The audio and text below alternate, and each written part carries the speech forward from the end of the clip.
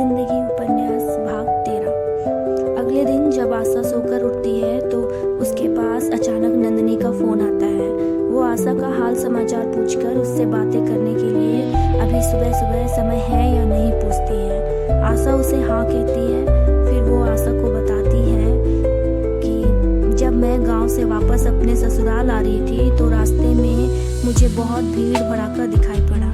Police की गाड़ियां भी लगी हुई थी। रोड की दूसरी तरफ वाली जगह जहां पर बहुत ज्यादा ढलाने हैं और घने जंगल जैसे इलाके हैं जिनके वजह से वहां कुछ भी साफ साफ दिखाई नहीं पड़ता।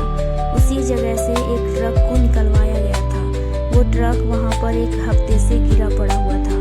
शायद उस ट्रक की भयानक एक्सीडेंट होने के कारण से वो ढलान से गिरती हुई जंगल में लुप्त हो गई। वहां नीचे जंगल पर कोई भी जल्दी आता जाता नहीं था। इस वजह से उस दुर्घटना के बारे में किसी को खबर नहीं थी और ना ही अपने आंखों से किसी ने उसे होते हुए देखा था। ट्रक को बाहर लाने के बाद उसमें से ड्राइवर की लाश बहुत ही बुरी तरीके से मिली। उस ड्राइवर का शरीर सड़ने लगा था। बहुत गंदी बदबू आ रही थी। उस ड्राइवर को देखते ही वहां पर मौजूद कुछ लोग और गांव वालों ने भी उसे तुरंत पहचान लिया। वो और कोई नहीं बल्कि दिनेश था। बाद में पुलिस के पता करने के बाद पता चला कि उस ट्रक के मालिक ने एक हफ्ते पहले ही अपने ट्रक के साथ दिनेश को लापता होने का रिपोर्ट थाने में लिखवाई थी और उनके बारे में पता लगवाने को कहा था। इसी वजह से पुलिस ने वहां के सारे जगहों पर छानबीन करना शुरू किया। जिस रास्ते से दिनेश आना जाना किया करता था उससे जुड़ी सारे जगहों ठिकानों और हर एक चीज़ों को सही से छानबीन करने के बाद और पुलिस की पूरी कार्रवाई के बाद किसी तरह पता लगा कि ढलान के नीचे वाले जंगल इलाके पर एक ट्रक गिरा हुआ है। फिर उन्होंने पूरी जांच पड़ताल के बाद बताया कि एक सप्ताह पहले ही वो दुर्घटना हो चुकी थी। दुर्घटना के वक्त ड्राइवर ने बहुत शराब पी रखा था। वह बहुत नशे में ट्रक चला रहा था, लेकिन एक्सीडेंट के 2 दिनों के बाद उसकी मौत हुई। वो पूरे जख्मी हालत में तड़प कर मरा। 8 सालों से वो बगल के गांव में ही अपने परिवार के साथ रहता था। दिनेश के बारे में पूरी बात बताने के बाद नंदिनी आशा से कहती है, जिसने तुम्हारे साथ बुरा किया था उसका भी बहुत बुरा हश्र हुआ। अब वह इस दुनिया में नहीं है, इसलिए तुम ज्यादा सोचो मत और परेशान भी मत होना। अपनी आगे की जिंदगी को अच्छे से जियो। यह कहते हुए वो फोन रख देती है। आशा दिनेश के बारे में सुनकर बहुत उदास होती है। उसे बहुत बुरा लगता है। वह कभी दिनेश के साथ ऐसा बुरा हो या नहीं चाहती थी, लेकिन उसे लगता है कि उसने उसके साथ कितना गलत किया था, तो पता नहीं और किन्हीं के साथ क्या क्या किया होगा। वह दिनेश कभी अच्छा नहीं सोचता था और ना ही एक अच्छा इंसान था। यह सोचकर फिर वो उसके बारे में सोचना छोड़ देती है। नंदिनी से इन सभी बातों को करते करते और इन सब के बारे में सोचने में सुबह के 8 बज चुके होते हैं। फिर आशा नहा धोकर पूजा कर रही होती है। उस वक्त अर्जुन मेडिकल के लिए जाने वाले होते हैं। उससे पहले वो आशा के पास आकर उससे कहते हैं, तुम अब कोई सरकारी नौकरी नहीं करोगी। नौकरी ही नहीं, घर से बाहर जाकर कोई भी दूसरा काम नहीं करोगे। तुम्हें घर पर ही रहना है। अब आगे का तुम मत सोचो, मैं सब ठीक कर दूंगा। अर्जुन आशा से यह कहकर चले जाते हैं। आशा उनकी बातों को सुनने के बाद उनसे कुछ कह नहीं पाती और वे कुछ समझ भी नहीं पाती। वो कुछ समझ भी नहीं पाती कि सब कुछ ठीक कैसे होगा। अर्जुन की कही हुई कोई भी बात को वो कभी भी इनकार नहीं कर सकती थी, इसलिए वो आगे का सब अच्छा ही होगा यह सोचते हुए शांत हो जाती है। इसी दरमियान 10-15 दिन पार हो जाते हैं। आशा सुबह सुबह बच्चों के किसी काम में लगी हुई रहती है। तभी उसके पास किसी नए नंबर से फोन आता है।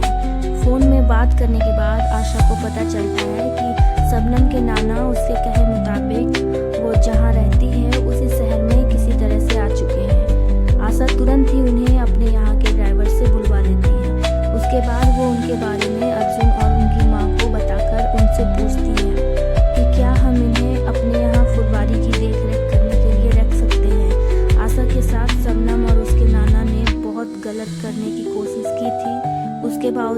आशा उन्हें माफ़ करते हुए प्यार और पनाह दे रही थी।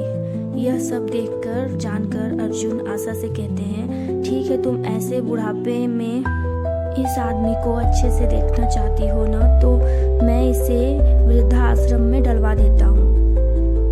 ये वृद्धाश्रम में सभी के साथ खुश और अच्छे से रहेंगे। इतनी बातें कहकर वे आशा को समझाते हुए फिक्र करने के लिए मना करते हैं। उसके बाद पूरे इंतजाम से विनोद के साथ शबनम के नाना को वृद्धाश्रम उन्होंने भिजवा दिया। अर्जुन ऐसा करते हुए मन ही मन चाहते हैं कि ऐसे लोग आशा से दूर ही रहे तो ठीक है।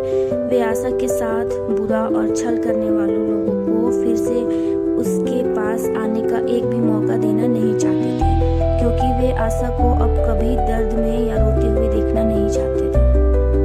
2 से 3 महीने बीतने के बाद आशा से मिलने के लिए दीपक उसके पास आता है। दीपक का चेहरा उदास और परेशान लगने के कारण आशा उससे उसकी चेहरे की उदासी का कारण पूछती है, तो दीपक उसे बताता है कि गांव में माँ की तबीयत बहुत खराब है और बाबूजी की स्थिति भी अब डगमगाने लगी है। पहले तो बाबूजी बिस्तर में ही बैठे बैठे खा पी कर माँ के कहने पर थोड़ा बहुत सुनते भी थे, लेकिन अब वे ना ही सुन रहे हैं और ना ही बैठकर खा पी पा रहे हैं। उनकी सेवा करते करते माँ बेचारी बहुत बीमार पड़ गई है। माँ से अब एक दूसरे को संभाल पाना नहीं हो पा रहा है। जब से हमने होश संभाला है तब से लेकर आज तक हमने माँ को सिर्फ खटते और संघर्ष करते हुए देखा है। वो कभी भी अच्छे से और सुखी से नहीं रह पाई है। अभी भी उनकी क्या उम्र ही है, 40 से 45 साल की उम्र में ही बिस्तर पकड़ने वाले बीमारों की जैसी स्थिति में हो गई हैं। अब इस समय में हम उनको आराम नहीं देंगे तो वो कब आराम से रहेंगी। कहकर दीपक आशा से एक राय बताते हुए कहता है, दीदी मैं लोन लेकर अपनी खरीदी हुई ज़मीन में एक मकान बनाकर कोई छोटा मोटा होटल खोलकर रहूँगा और उसके बाद माँ बाबूजी को अपने साथ वहीं पर लाकर उन्हें अच्छे से रखने की कोशिश करूँगा। दीदी मैं अपने दिल की एक बात कह रहा हूँ कि जैसा मैंने पहले कहा था कि गांव की सारी ज़मीनों को बेचकर और घर को छोड़कर अपने एक नए होटल खोलकर उसकी शुरुआत करूँगा, लेकिन अब मैं ऐसा करना नहीं चाहता हूँ, क्योंकि गांव में जो भी थोड़ी मोड़ी ज़मीन है, घर है, वो सब हमारे बाप दादा की निशानी है और हमारा जन्म कर्म भी वहीं हुआ है। बचपन से हम अपने परिवार के साथ वहाँ रहे हैं। चाहे जैसे भी हमारा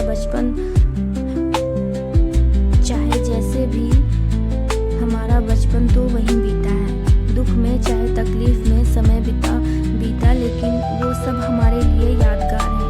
मैं अपने माँ बाबूजी और दीदी के साथ वहाँ पर बिताए हुए पलों को तो खो चुका हूँ, लेकिन उस घर को छोड़कर उस जगह को बेचकर हमेशा के लिए खोना नहीं चाहता हूँ। इसलिए ही मैं लोन लेकर अपने आगे की शुरुआत करना चाहता हूँ। यह कहकर वो बताता है कि मुझे ज़्यादा लोन लेने की आवश्यकता नहीं है, सिर्फ जितनी मुझे ज़रूरत है उतने का ही मैं लोन उठाऊंगा, क्योंकि जब से मैंने काम करना शुरू किया था तब से अपने खर्चे और माँ बाबूजी के खर्चों के बाद मैंने बहुत से पैसों को बचाकर अपने बैंक के खाते में फिक्स किया हुआ है और अभी तक भी बहुत से पैसे संभाल कर रखे हैं, जिससे कि मेरी मकान तैयार होने की संभावना है। मेरे फिक्स किए हुए सारे खर्चों के बाद बचा कर रखे हुए और अब तक जो मैं काम कर रहा हूँ उन सब को मिलाकर 7-8 महीनों में मकान क्लियर होने तक की पूरी गारंटी है। मकान खड़ा होने के बाद लोन से बहुत बड़ी तो नहीं, लेकिन अच्छी खासी एक लाइन होटल खोल ही सकता हूँ। कहते हुए दीपक आशा को विश्वास दिलाता है। आशा उसकी बातों को सुनकर हैरान रह जाती है। दीपक ने उतने सालों तक मेहनत करते हुए माँ बाबूजी को भी महीने के खर्चे देते हुए आगे की भी जिंदगी को खुशहाली भरी और पूरी सुख सुविधाओं में बनाने के लिए गंभीरता से प्लानिंग कर रहा है, कोशिश कर रहा है। बाबूजी के ज़मीन को भी कभी छोड़ना नहीं चाहता है, बल्कि उसे सोने चांदी की निशानी समझकर संभाल कर रखना चाहता है। यह सोचते हुए आशा दीपक से कहती है, तुमने मेरी जुबान की बातें छीन ली। मैंने भी गांव के घर जमीन के बारे में यही सोचा था। मैं किसी भी परिस्थिति में उन सभी को वहीं देखना चाहती थी। एक वही तो है हमारी इज्जत। सब कुछ खत्म हो चुका था। कितनी तरह की दुख दुविधाएं आती गई, लेकिन माँ बाबूजी ने अभी तक अपने खानदान की निशानी को खोने नहीं दिया और उन्हें संभाल कर रखा है। अगर वही नहीं रहा तो हमारा अस्तित्व ही मिट जाएगा। ये कहकर वो उससे कहती है, दीपक तुम जैसा सोच रहे हो वही सही है, तुम वही करो। कहते हुए दीपक से बताती है कि जब से उसने काम करना शुरू किया था तो उसने भी अपने परिवार के लिए ऐसा ही सपना सजाया था। इसलिए उसने शुरू से काम करते करते पूरे 7 सालों तक बहुत से पैसे रखे हुए हैं। उसने शुरू से ही अपने घर वालों की स्थिति को देखकर अपने ऊपर बहुत कम खर्चे किए। अपने सारी इच्छाओं को, अपने बहुत से ज़रूरतों को ना पूरा करते हुए, अपने बारे में बिल्कुल भी नहीं सोचते हुए बहुत मेहनत करके उन 7 सालों में पूरे 6 से 7 लाख रुपये रखे हुए थे। वो जब से गांव से बाहर अपनी पूरी खराब हालत में आकर ठीक ठाक हुई थी, उसके बाद उसने अपने आप में ठान लिया था कि अपना सपना ज़रूर पूरा करेगी। अपने परिवार को दुख दरिद्रता और कष्ट के दलदल से निकालने का पूरा जी जान से कोशिश करेगी। इतना बताकर वो कहती है, अपने परिवार वालों के ऊपर, अपने ऊपर हुए अत्याचार को, बुरे वक्त की यादों को मैंने अपने सीने में दबा कर रखा था और प्रण लिया था कि सब ठीक करके ही दम लूंगी। उसी वक्त से मेडिकल में काम मिलते ही पैसे बचाना शुरू किया। अपने काम के पैसों से पढ़ाई भी करती थी। माँ बाबूजी को अपने काम के पैसों से पढ़ाई भी करती रही। माँ बाबूजी को भी मदद करती रही। अपने आप पर सोच समझकर खर्च किए। अपनी सारी इच्छाओं को, ज़रूरतों को नज़रअंदाज करते हुए सिर्फ अपने लक्ष्य को पूरा करने में लग गई। मुझे भी बहुत कुछ मन करता था, आराम से रहने का, सबकी तरह घूमने फिरने का, मौज मस्ती में आज़ादी से अपनी ज़िंदगी जीने का मन करता था। लेकिन मैं सोचती थी कि मेरा तो सब कुछ खत्म हो चुका है। ज़िंदगी पूरी तरह से बिखर चुकी है। अपने बीते हुए कल को याद करते हुए अपने लिए कोई उम्मीद ही नहीं बचा हुआ था मुझ में। इसलिए मैं सिर्फ अपने घर वालों की खुशी और अच्छाई के बारे में सोचते हुए अपनी पूरी मेहनत करके शुरू से ही इन पैसों को बचाया है, सिर्फ अपने माँ बाबूजी और भाई की ज़िंदगी को अच्छा बनाने के लिए। अपने लिए तो मैंने कभी भी सोचा ही नहीं था। साथ सिर्फ इतना चाहा था कि अगर काम के साथ साथ पढ़ाई भी कर लूँगी, कष्ट तो बहुत होगा ही, लेकिन अगर सरकारी टीचर की नौकरी मिल गई तो शायद मेरी किडनी वाली समस्या खत्म हो सकती है। कुछ न कुछ व्यवस्था करके नई किडनी लगवा ही लूँगी। उसके बाद अपने परिवार के साथ हंसी खुशी में भी रह पाऊँगी। सिर्फ यही सोचा था मैंने, लेकिन ऊपर वाले ने तो मेरी सारी दुख, चिंता, समस्या, परेशानी सारा कुछ खत्म कर दिया। जितना मैंने कभी सपने में सोचा भी नहीं था वो पाया। मेरा सपना अब तुम पूरा करोगे। तुमने जो भी सोचा है वह सब सही है। तुम देखो, लोन की जितनी ज़रूरत पड़ती है उतना ही उठाने की कोशिश करना।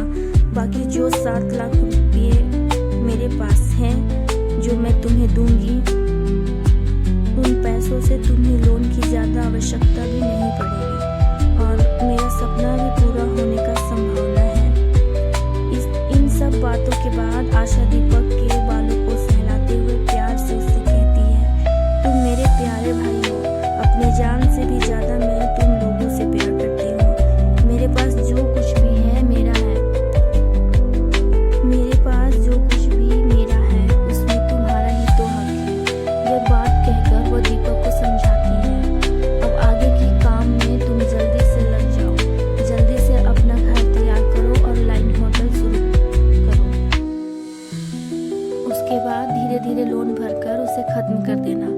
घर बनने तक मैं अपने यहाँ किराए पर माँ बाबूजी को रखने के लिए अर्जुन और माँ जी से बात करूँगी। इतने सारे बातचीत होने के बाद आशा दीपक को ठंडे दिमाग से सोचते हुए आगे के काम में लगने के लिए कहती है। फिर अपने बारे में फ़िलहाल सब कुछ बहुत अच्छा है कहते हुए अपनी बात फ़ोन में बताऊंगी कहकर अलविदा ले लेती है। दीपक के जाने के 2-3 घंटे बाद आशा अर्जुन को फ़ोन करके घर बुलाती है। फिर दोनों माँ बेटे से अपने माँ बाबूजी की गंभीर स्थिति को बताते हुए उन्हें अपने यहाँ किराए पर एक कमरा देने की बात करती है।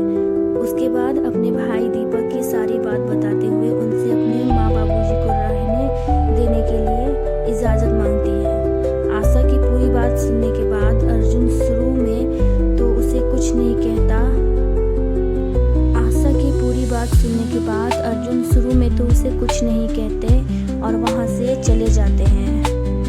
अर्जुन को चुपचाप उठकर जाते हुए देख उसकी माँ भी आशा से आती हूँ कहकर चली जाती है। उसके 2 दिन बीतने के बाद अर्जुन आशा को अपनी माँ के साथ अपने ही एक खाली मकान में लेकर आते हैं। मकान उनके घर के पीछे ही सामने में खाली पड़ा हुआ था। वहाँ पर आकर अर्जुन आशा से कहते हैं, आज से मैंने ये घर तुम्हारे नाम कर दिया है। तुम जब तक चाहो अपने माँ बाबूजी को यहाँ रख सकती हो। ये बताकर अर्जुन वहाँ से चले जाते हैं। उनके जाने के बाद उनकी माँ आशा से कहती है, अर्जुन तुम्हें चाहता है, तुम्हें अपना मान चुका है, तुम उसकी अपनी हो, उसके हर चीज में तुम्हारा भी हक है। तुम्हारे माँ पापा अब हमारे लिए भी अपने परिवार की तरह बन चुके हैं। वे बीमार हैं, उनकी मुसीबत के वक्त में तुम उन्हें अपने पास अच्छे से देखभाल करने के लिए रखना चाहती हो, यह तो अच्छी बात है। इतनी सी बात के लिए तुम्हें सोचना पड़ेगा और अर्जुन से मुझसे परमिशन मांगने की ज़रूरत पड़ेगी, ऐसा नहीं है। तुम चाहती तो उन्हें हमारे साथ भी रख सकती थी, पर शायद लगता है कि तुम्हें परायेपन का एहसास होता है हमसे, अपने मम्मी पापा को लेकर। इस वजह से तुमने हमसे पूछना ज़रूरी समझा। यही सोचते हुए अर्जुन ने ये मकान ही तुम्हारे नाम कर दी। इन सब के बाद वे आशा को घर चलने के लिए कहती हैं। फिर शाम में ही अपने माँ पापा को बुलवाने की बात कहती है। उनके कहने पर आशा दीपक को सारी बातें बताते हुए अपने माँ बाबूजी को लाने के लिए बोल देती है। वो ड्राइवर भी भेजना चाहती है, लेकिन दीपक उसे मना करते हुए अच्छे से ले आऊँगा कहकर आशा को परेशान होके ज़्यादा नहीं सोचने के लिए समझाता है। फिर अगले दिन ही उसके माँ बाबूजी दीपक के साथ आशा के पास आ जाते हैं। चलते हैं भाग 14 पर।